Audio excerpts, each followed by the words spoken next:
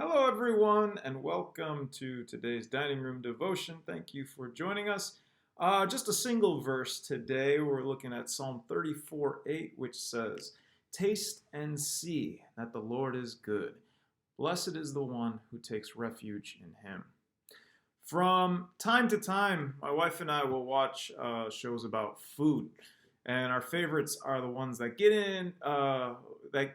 get more into the history of a kind of food, its role in a particular culture, how it came to be, perhaps exploring how it has morphed when migrating to a different context. And on more than one occasion, we've seen chefs present a finished product, and we might even say out loud, even just looking at it on the screen, wow, that looks good. But at the end of it all, we have to take the host's word for it as they're actually eating the food, that it is in fact delicious. It's no surprise I can get hungry during these shows. I don't just want to see food, I want to taste it. I don't care how good the camera work is or how colorful the description of the flavors or how good the food looks. There simply is no substitute for tasting food and consuming it for yourself. And this is why I love the language of our verse today. I used it in the welcome a couple of weeks ago, but it's worth exploring. To be sure, we are commanded to love God with all our heart, soul, strength, and all our mind. The most important commandment does not ignore thinking or knowing as a part of faith. It does not ignore the intellectual component of faith. But no matter how much you know, there is simply no substitute for experiencing the Lord and the Lord's goodness.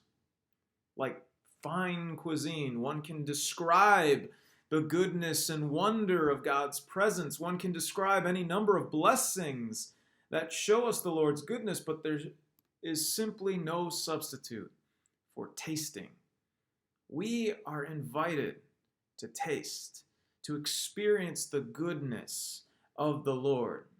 And there is no set way to do that.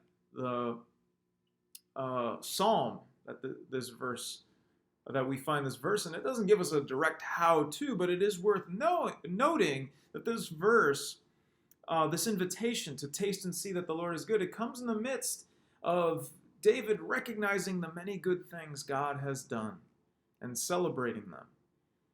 And that is a fantastic place to start. We cannot control God or dictate what his presence will do, but we can identify and celebrate his goodness before him. And as we do, we may find that we may taste the goodness of his presence. So I invite you to consider, how have you known the Lord's goodness, and in what ways might you be able to celebrate that and seek God that will allow you to taste his goodness.